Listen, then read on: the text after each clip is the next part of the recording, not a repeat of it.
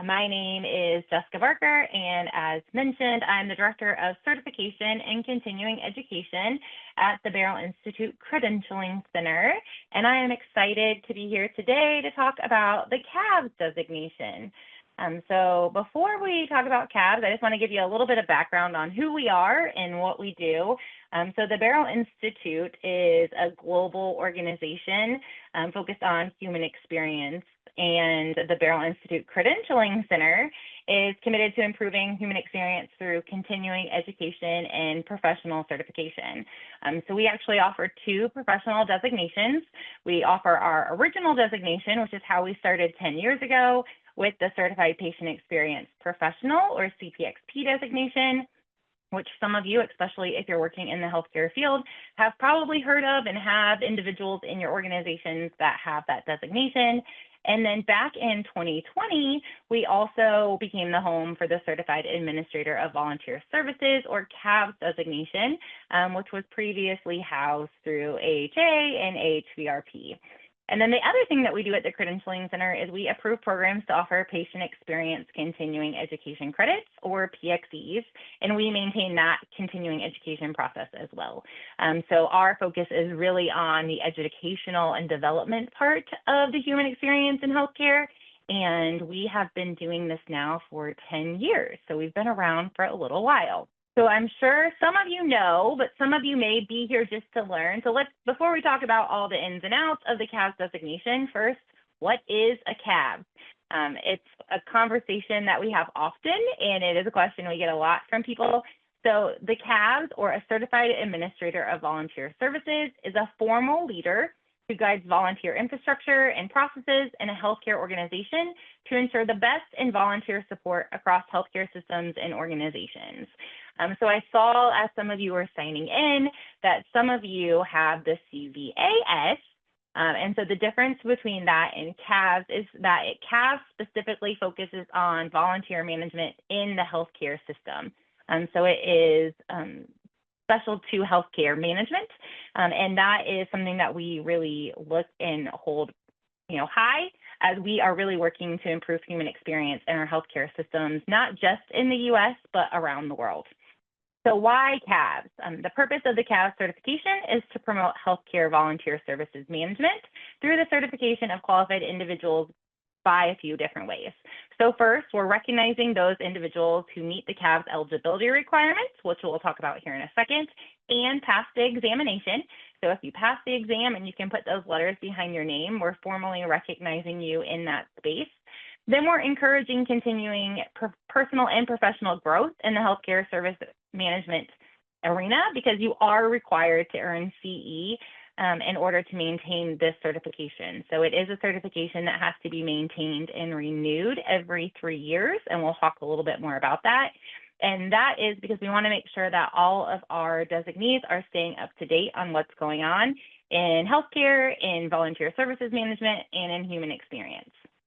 And then we're also providing a global standard of knowledge for certification, and so therefore helping employers, the public, healthcare professionals assess healthcare volunteer service managers. So one of the great things about having your CAVS designation and being required to maintain it is that then you can easily say in those spaces that you're doing the things that you need to be doing to maintain your level of expertise in that field.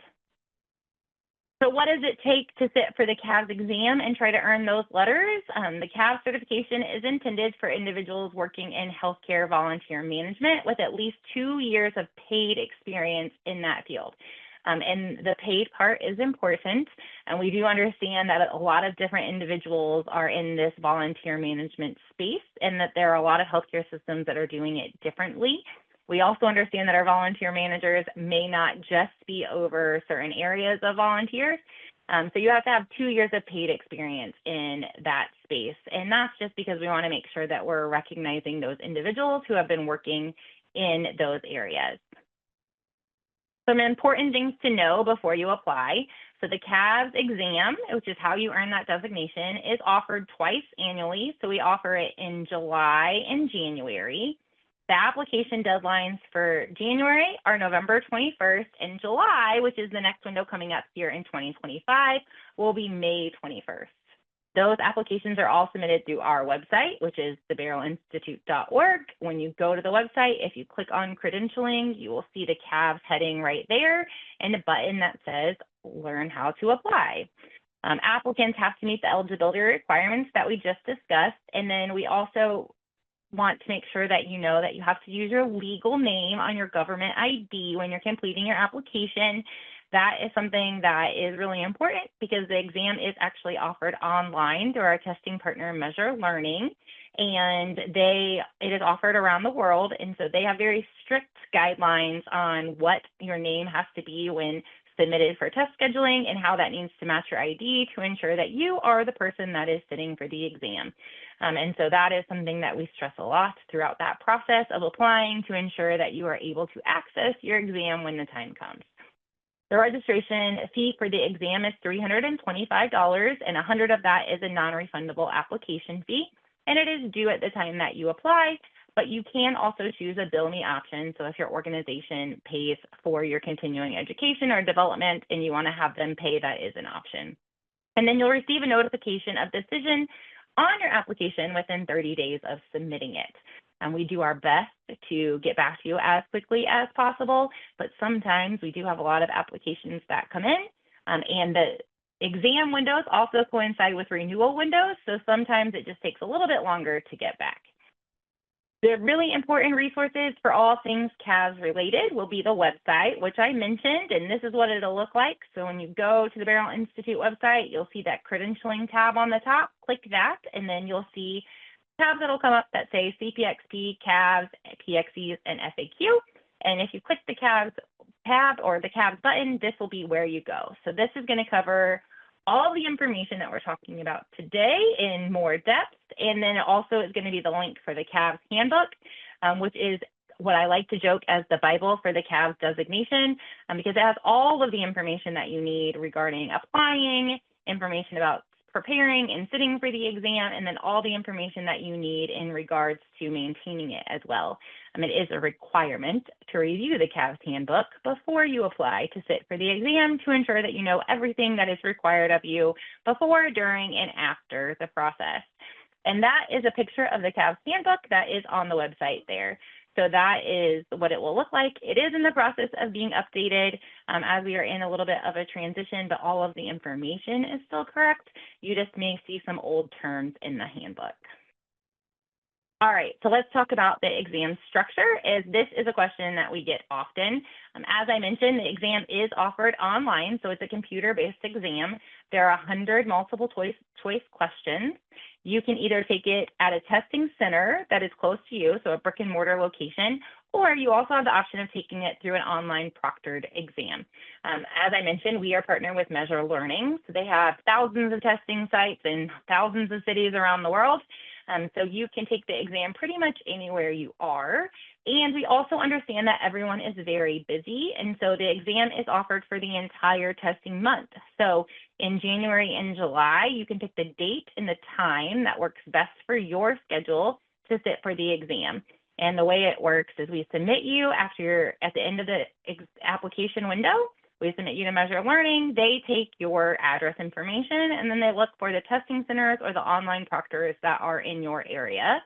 You'll get an email from them that's a notice to schedule, and that will let you log into their testing portal.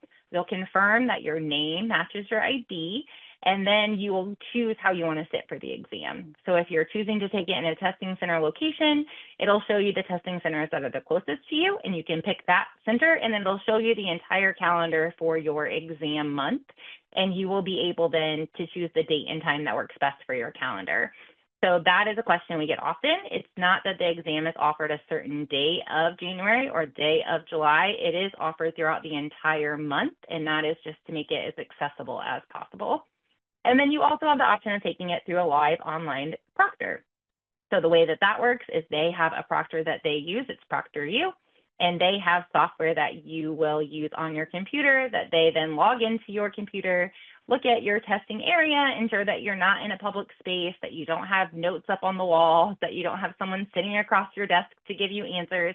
And then you actually will stay on a camera, just like I am today, while you take your exam. So you have a proctor that sits with you while you take the exam, and they monitor your computer to ensure that you are doing everything that you're supposed to be doing.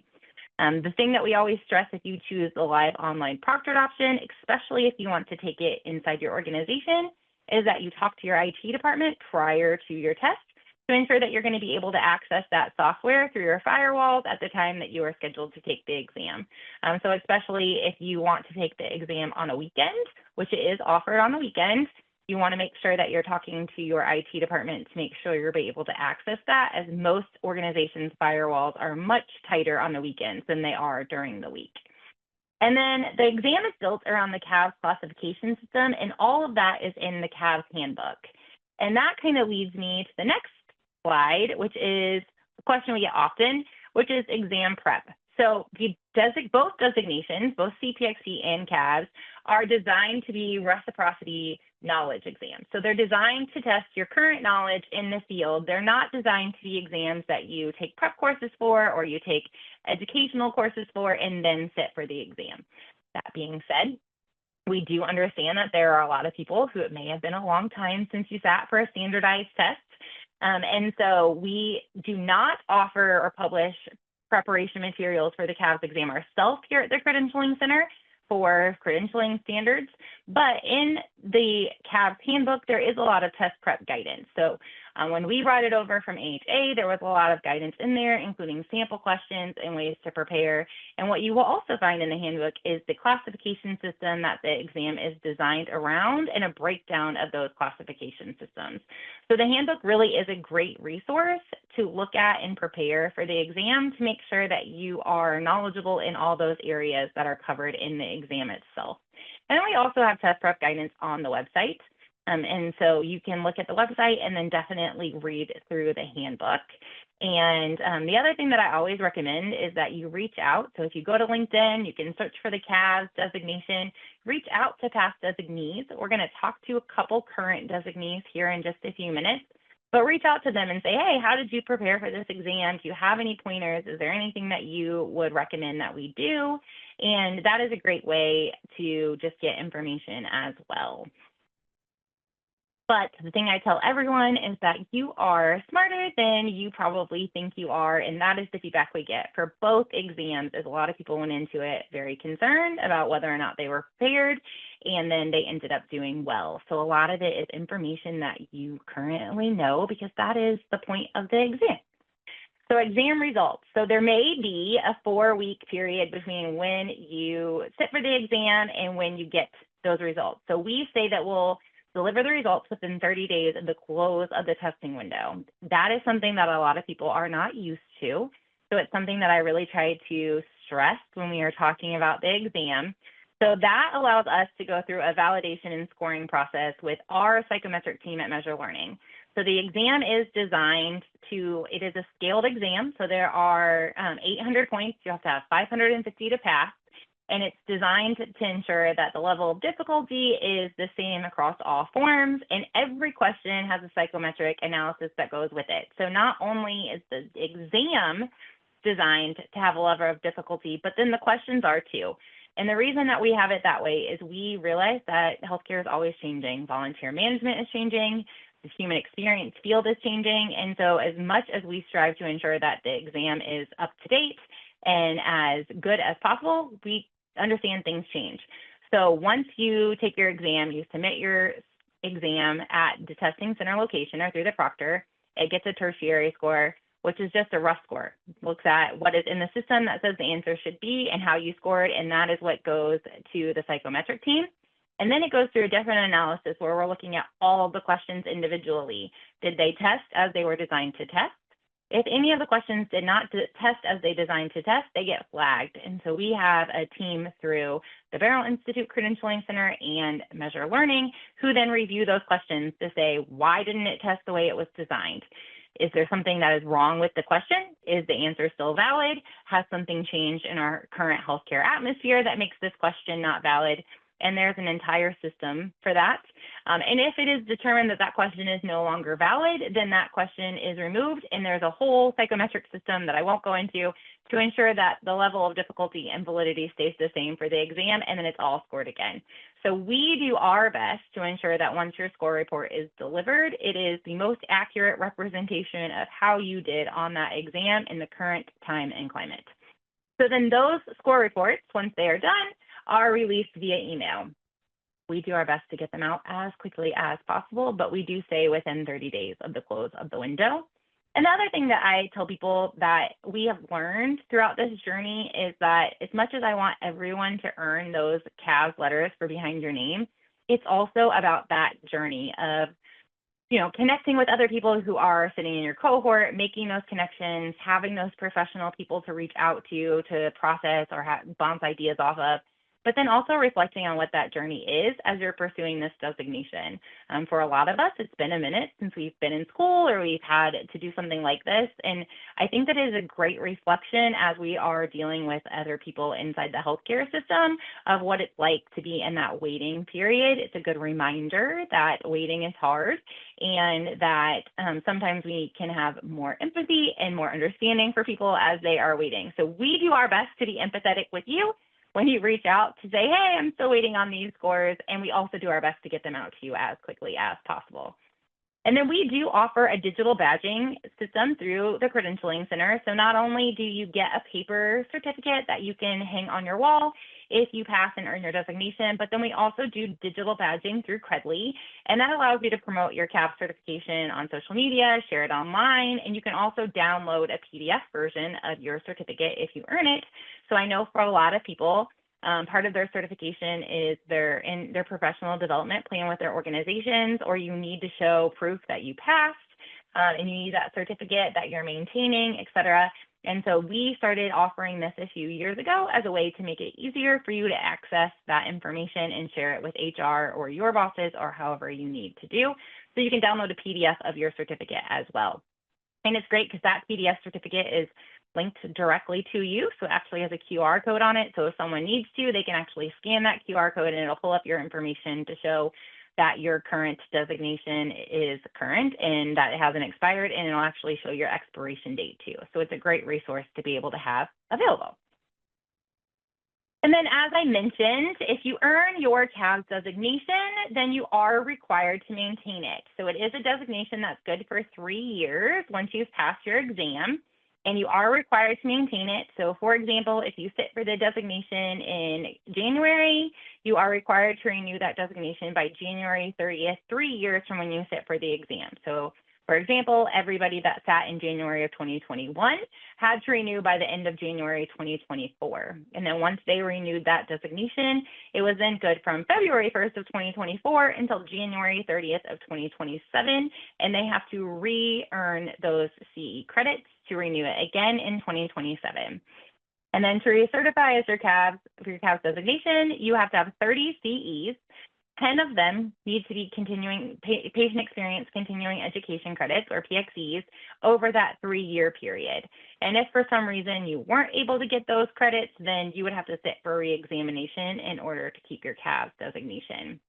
And so that is something that we are really proud about and we stand behind, is that maintaining part of the designation, because we don't want you to get lax in staying up to date on what's going on in healthcare. Like we said, it is always changing. We understand that it's always changing. And so we want to ensure that all of our CAVS designees that still have those letters behind their name are standing out as those experts in the field and staying up to date on what's going on. So that is the nitty gritty about the designation itself. Let me look. We have one question and it says, does this apply to employees working at area agencies or aging? Yes. So if you are in a volunteer management position inside those areas, yes, you would still qualify to sit for the CAVS designation. So you do not have to work directly in a hospital setting. As long as you're working in a healthcare setting in that volunteer management role, you would qualify to sit for the CAVS designation. Okay, so I am going to bring on our CAVS designees that are with us today. So I'll have them turn on their cameras. And we're just going to talk a little bit about why they chose their CAVS designation and what that means to them inside their healthcare system. And then if you have questions as we go, if you want to continue to put them in the Q&A, I will monitor those and I can ask them as when we are done. And then if you think of other questions as they're talking, we will have another question opportunity before we wrap things up. So first, I'm going to have Linda Fisher give her a little introduction about herself and what she does and where she's at. So Linda, if you want to tell us about yourself. Um, Good morning, everyone. It is 8:22 a.m. here. I am in Colorado and I work for UC Health. UC Health is a large healthcare organization that goes across the Front Range from Fort Collins all the way down to Pueblo, and lots of clinics. We serve just in the north region where I'm at. We've got about 8,000 employees. MCR is in Loveland, Colorado.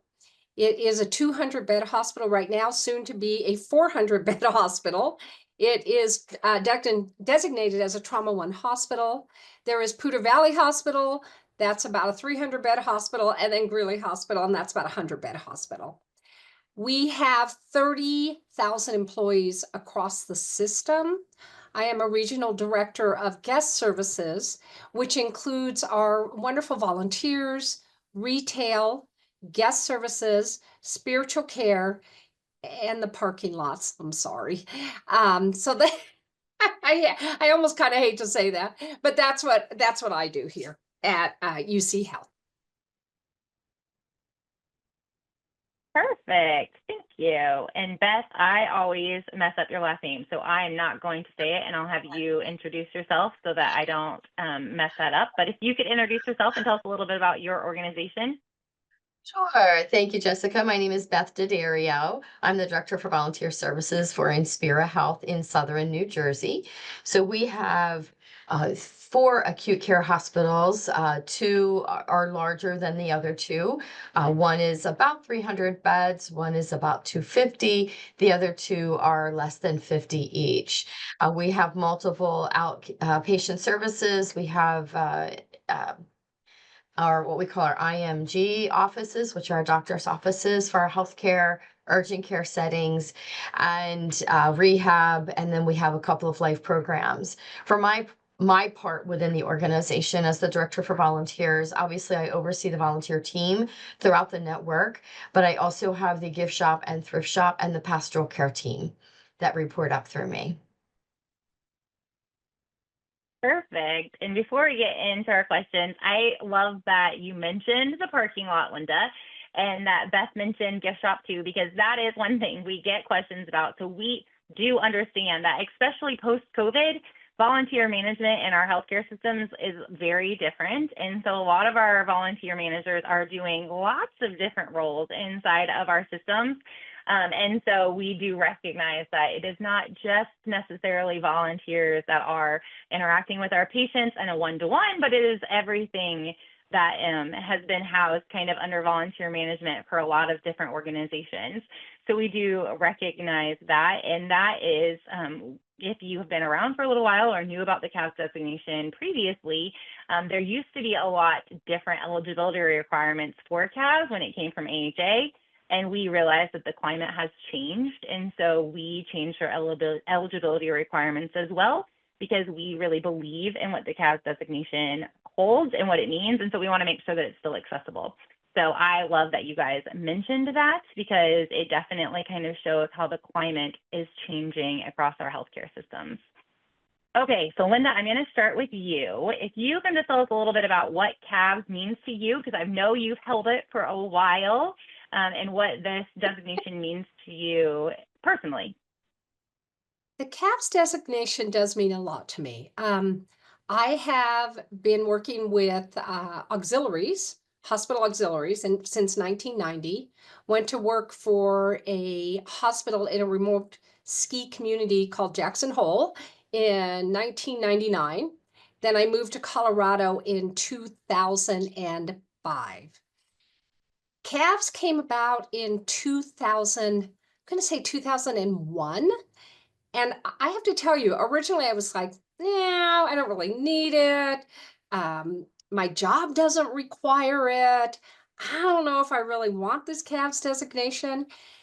But the more I got into it, the more I really wanted my CAVS. And so I have held it since 2014. The reason I decided to sit with CAVS is because I think it enhances my profession in volunteer management. I think it is a body of knowledge that you hold. I think it is well respected. And no matter how you look at it, hospitals and healthcare systems, as this one, is a very regulated industry. And volunteers are a lot of times in the front lines. And I wanted to make sure too that because it is a regulated industry, I have that CAV certification. I know what the volunteers can and can't do. I love having that designation also for our senior managers. They know I have it. They know I have my certified administrator of volunteer services. I have it in my office. And so I think it gives you a lot of credibility. But most of all for me, it just enhances our profession. It says, I'm a volunteer manager. I have that designation and I'm very proud of it. Perfect. Beth, do you have something to add? Sure. So I, like Linda, have had my certification for a very long time. I started in volunteer leadership back in 1993. I worked in a hospice setting first as their volunteer coordinator. And then when I transitioned to the hospital setting in 97, and really tried to find my footprint as to where we could have respect. We jokingly say we're the HR team for the unpaid staff, but it's so much more than that. And I've always had a drive for continuing education and how that could be connected to the world that I'm in. So when the opportunity came up to actually have a certification in volunteer leadership, I really pushed hard for that. In fact, as the state of New Jersey, we invited AHVRP to take CAVS on the road way back in 2003 when I became certified. And so they came to us, we had a speaker come in and talk about it, and then everybody at the conference was able to test for the CAVS.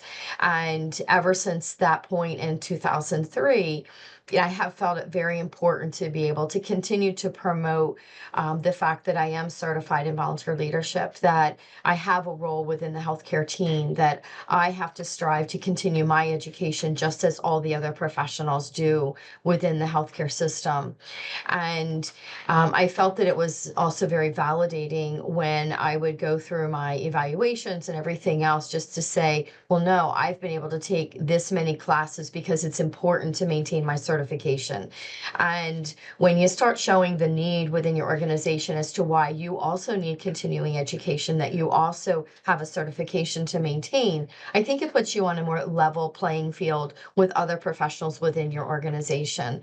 And that has always been very important to me. I've always felt that it's important to speak, as a leader for the unpaid staff within the organization. But by the same token, I also want to make sure that I'm also being respected as a peer within the organization. And for me, CAVS has been that way to be able to maintain that respect amongst the other leaders within healthcare.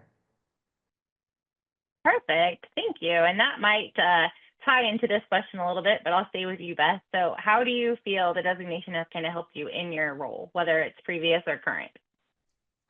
I think it has really helped with the respect.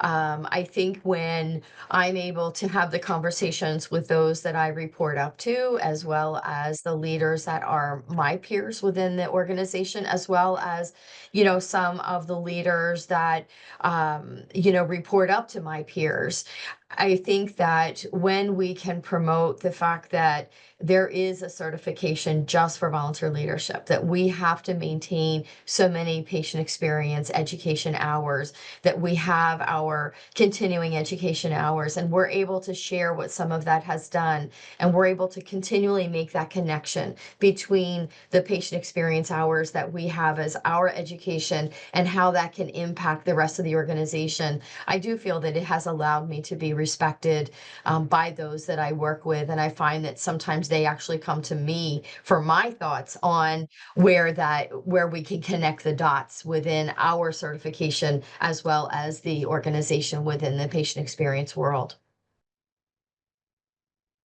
Perfect. And Linda?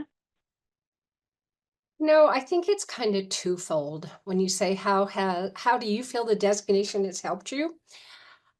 I think it does provide you the body of knowledge. And there were some things that I thought, I didn't know that. So that was very helpful.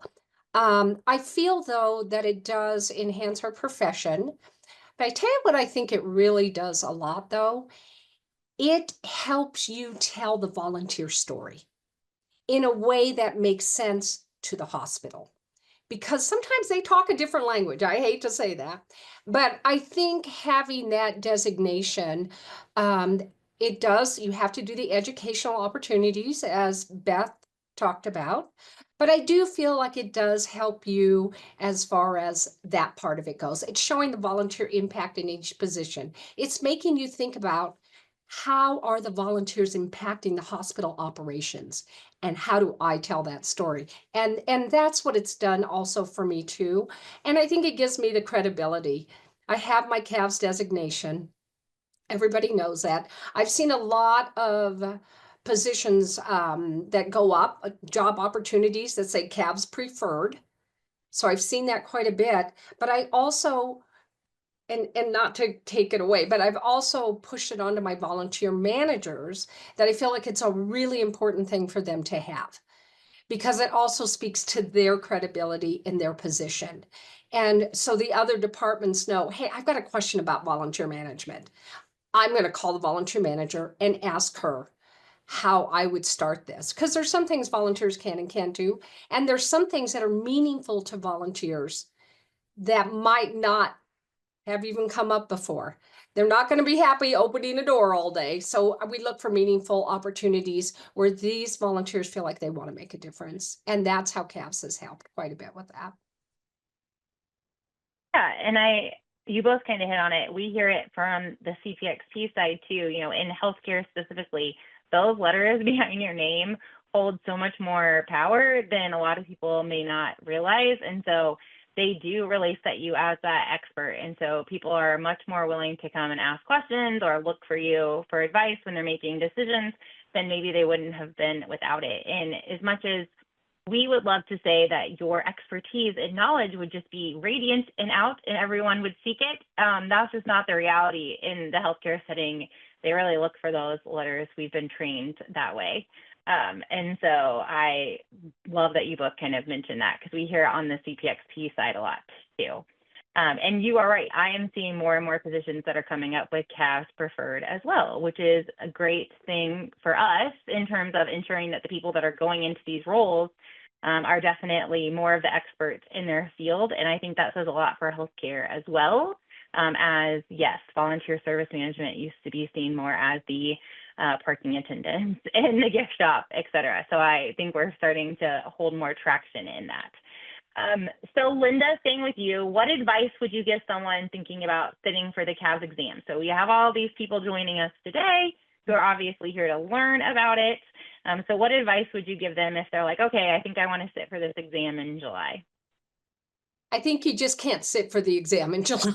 I think you've got to put some work into it, because you want to be proud of the fact you did do that. You did study. You did, if you want, join a study group. I think they have those too. But I think you're proud of the amount of work you did to get this CAVS certification.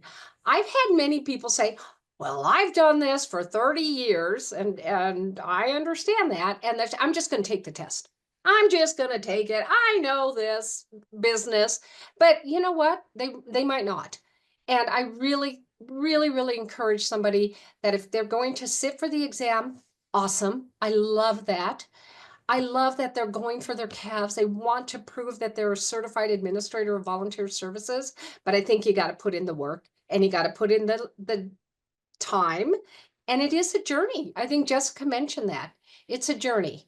So from new to maybe very seasoned, I do think you need to study I think you need to put the work into it. And I think there are classes even offered in foundations of volunteer management. Doesn't mean you're going to pass the test, but it's always good to take those classes also.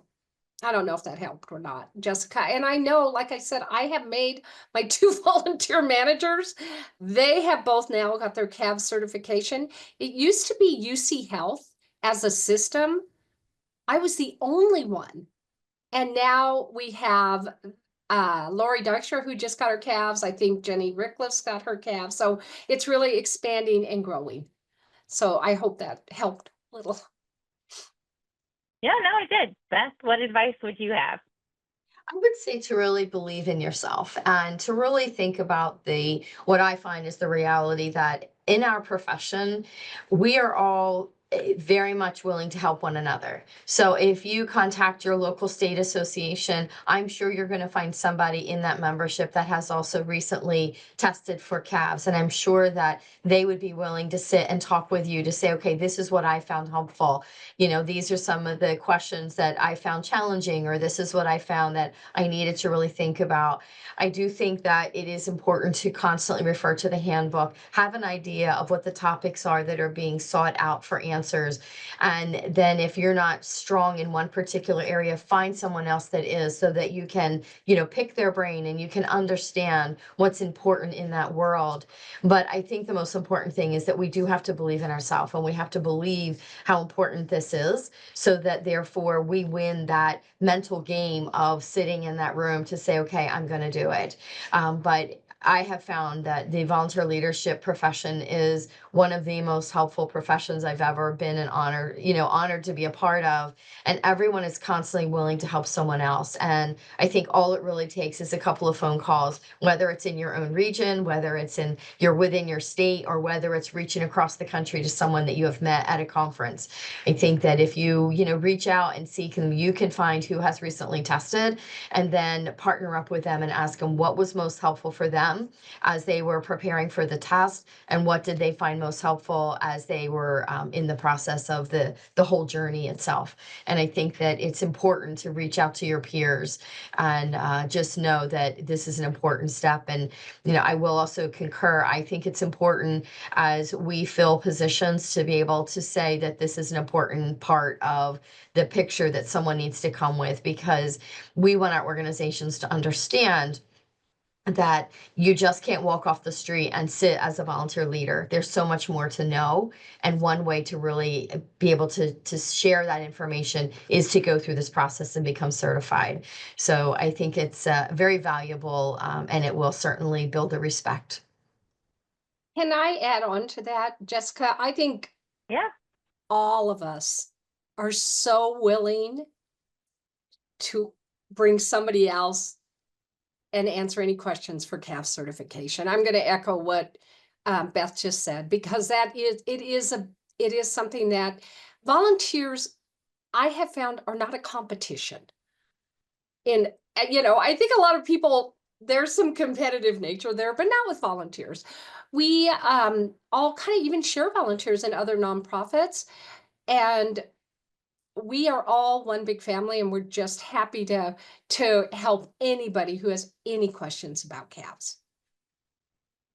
Well, and I will say, so we migrated the prep group. So if you sit for the exam, you are put into a prep group. We migrated them to LinkedIn as a group. And that is one of the reasons was, one of the things we always encourage that I mentioned people is to go to LinkedIn and search just for the CAVS designation, and look for people that you can connect with and ask questions, because they are all very helpful and they're willing to answer questions. And so not only was housing it in LinkedIn just made more sense, but it let people connect, so you can maintain those connections afterwards, but then it's letting you connect with other people who are already there, who have done it, and can really offer you that expertise and knowledge. So that is something that we do. And so that is forming study groups is something that is not a possibility, because we also realize that most people are sitting for this exam as the one and only inside their organization. And a lot of people want to have those people to connect to in that cohort to be able to study. So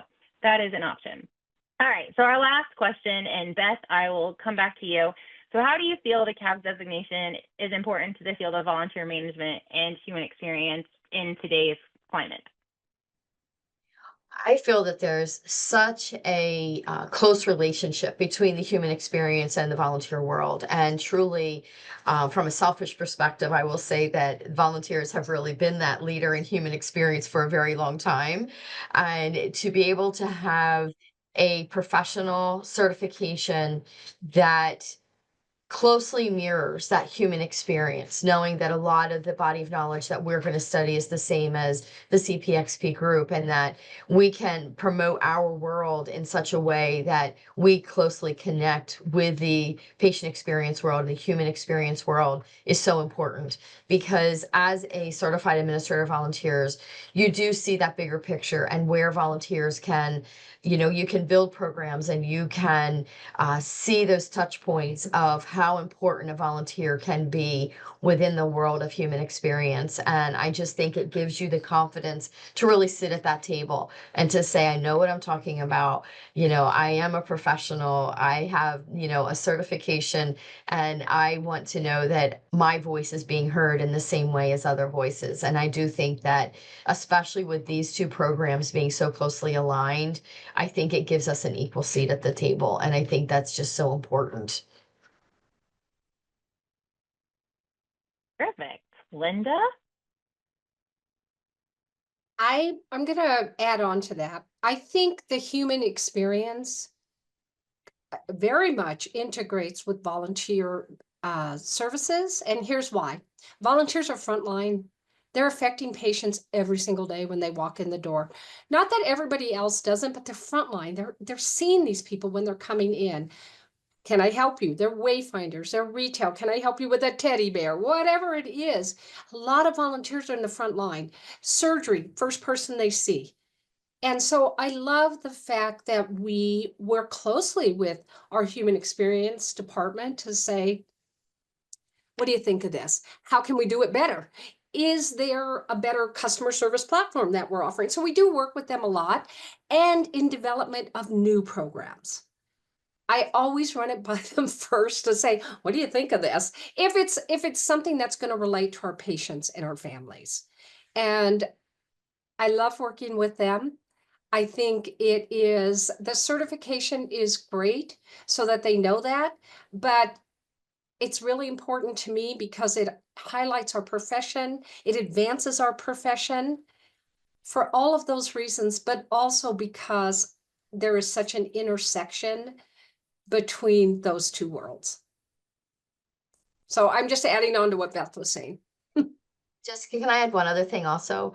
I was thinking too that when we talk about the continuing education credits that are required for the redesignation purposes, and knowing that some of those are patient experience driven, I think it's a great conversation when you can be the one who goes to your peer in human experience and says, hey, I saw this really great course that I want to take for my credits for recertification, but I thought it might benefit you as well. Do you want to sign up together? And we can listen to it, and we can talk about it and see how it can, in turn be applicable to our organization.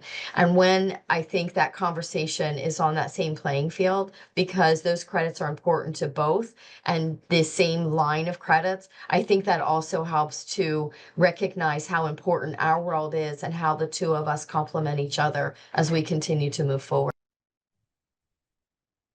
And just one more thing. I don't think your 1990 volunteer is the same as your 2025 volunteer. Beth, you would probably agree. What we had as volunteers even 10 years ago are totally different than what we have now.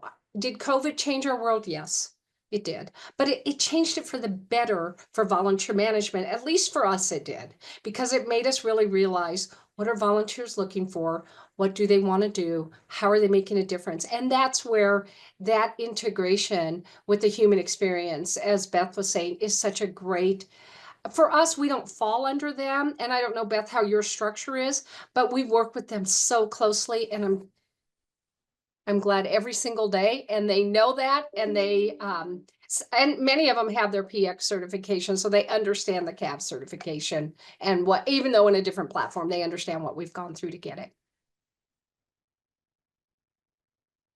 Perfect. Well, thank you. And yeah, you mentioned integrating with human experience offices so much. And that is one thing we're seeing post-COVID, is that CPXP designation is becoming a requirement for a lot of those positions. And so I do love that you highlighted that. That's the nice thing too, is they see your designation and they have a better understanding of what that means for you, because they've had to do it as well.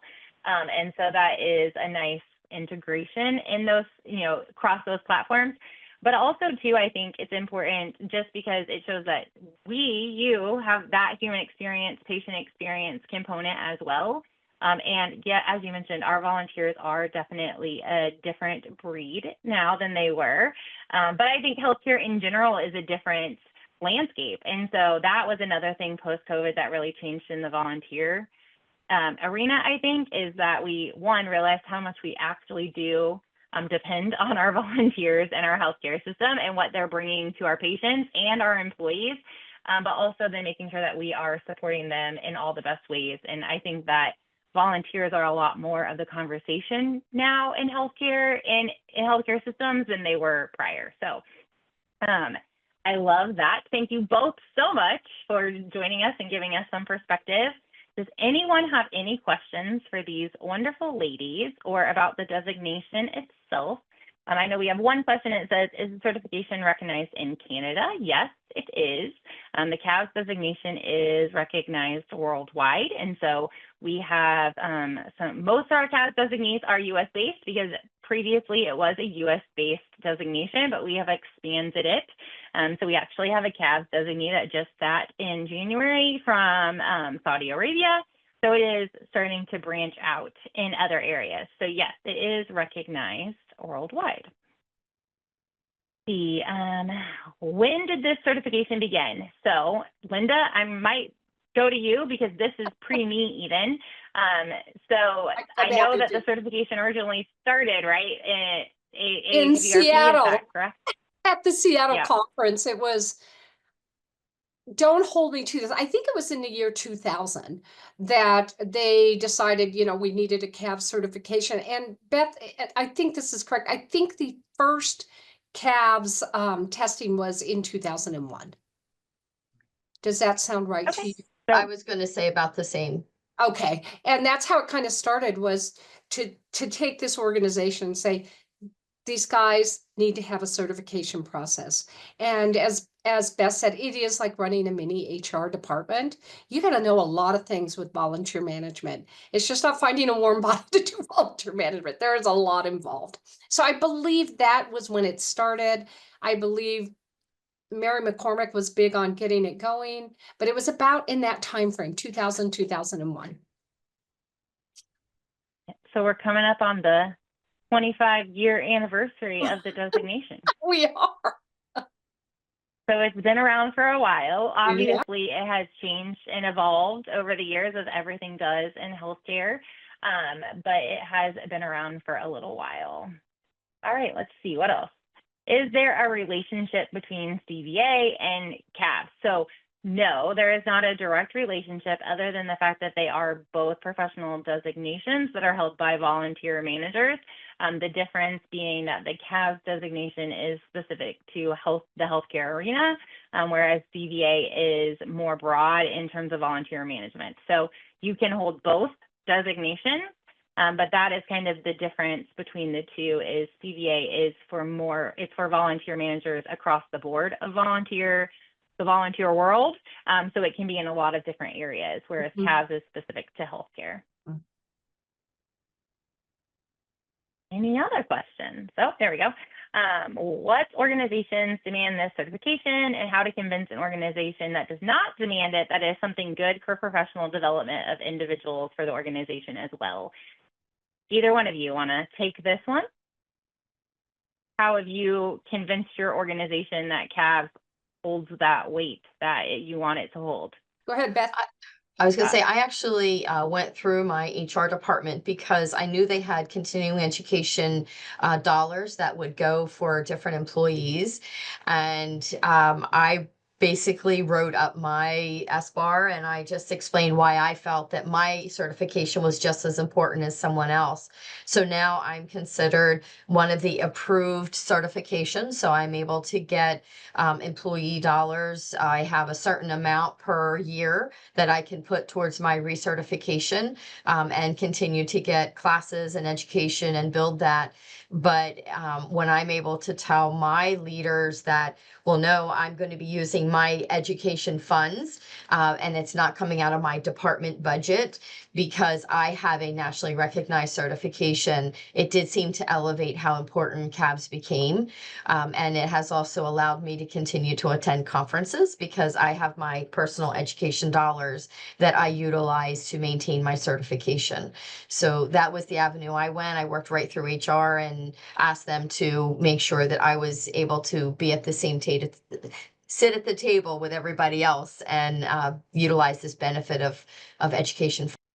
I don't know specifically what organizations are requiring it, but I do know that we are getting more people reaching out to verify CAVS designations for people who are applying for positions, et cetera. So it is definitely, just like CPXP has in the last year and a half or so, starting to really take traction in being a preference or a requirement for those types of positions.